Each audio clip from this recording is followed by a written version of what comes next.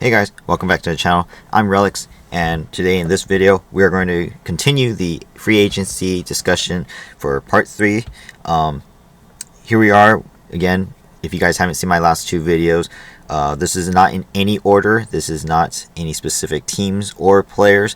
This is just who I'm getting down as the free agency is happening. It is coming in really fast. Movement everywhere, signings everywhere. So we're just going to get started right away. If you haven't checked out my last two videos, please go check them out. And of course, stay tuned for more videos as well as they come in.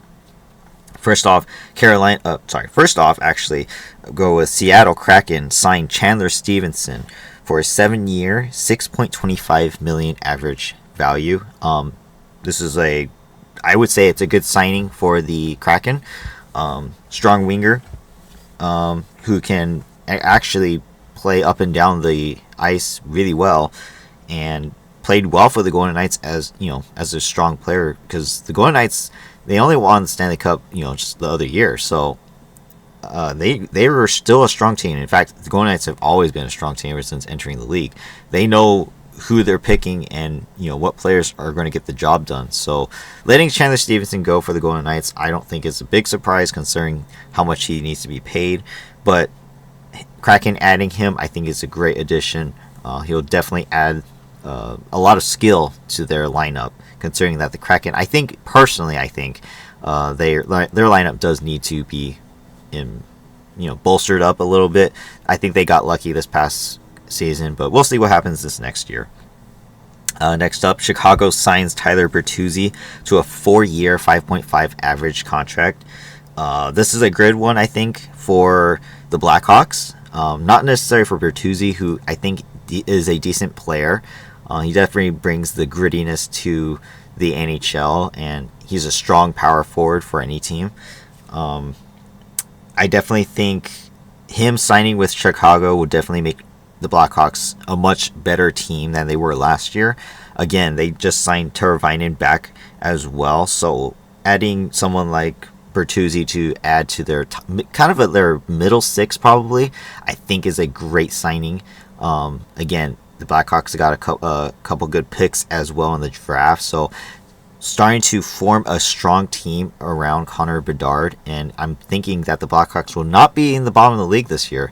If anything, maybe not make playoffs, but they'll definitely be in the middle of the league or making some noise this year, so we'll see what happens there. Next up is the Pittsburgh and New York Rangers trade. Pittsburgh received a 2025 5th-round pick and a 2027 3rd-round pick. And New York receives forward Riley Smith, in which the Pittsburgh Penguins will retain a portion of the salary. So Riley Smith's contract only comes in at a $3.75 million cap.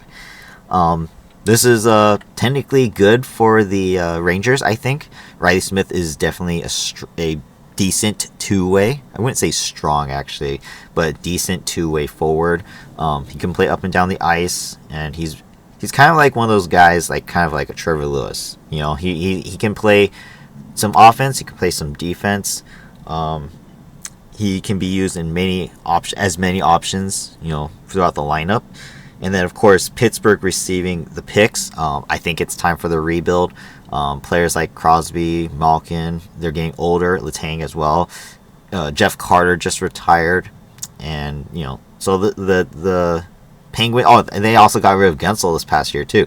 So the Penguins are definitely heading towards that rebuild era, and I think this is good for them to get some picks in when they can. Overall, I think the trade is good for both teams, and we'll see what happens for Riley Smith going forward. Next up, we have Carolina. They extend Brett Pesce, defenseman. He was a $4 million contract. Now it's a 6-year, $5.5 average. I think this might be a little too expensive, in my opinion. I don't really know the Hurricanes as well because they're East Coast, but from what I've seen and heard, Brett Pesce isn't exactly screaming top defenseman, in my opinion. So I think this might be a slight bit too expensive for the Hurricanes, but hey, they know their players better.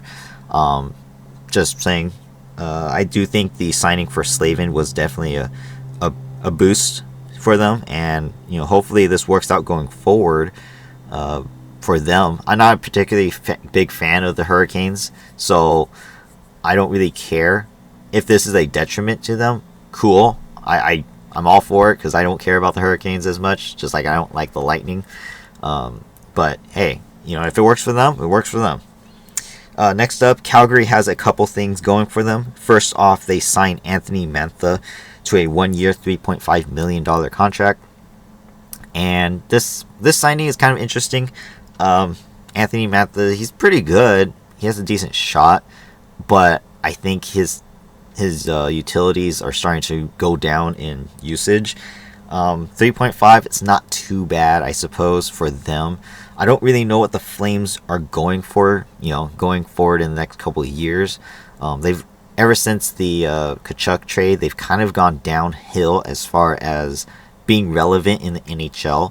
Obviously, they still have some moments of good things happening over there, but overall, I think getting Huberdeau was definitely the biggest detriment to the team. Not necessarily because he sucks, but because I think he didn't want to leave Florida, and therefore that mindset carried over, and it's just having it's just bringing the team down overall. So, not saying I don't like Huberdeau, but I do wish him the best if he can get better at what he's doing. Obviously, don't care for the Flames as much either, but hey, if they see something in Anthony Mantha, then good for them. They also extended Yegor Sharangovich. He was on a 2-year average contract, which he still has 1 year left on that contract, but now he signed an extension for 5 years at $5.75 million.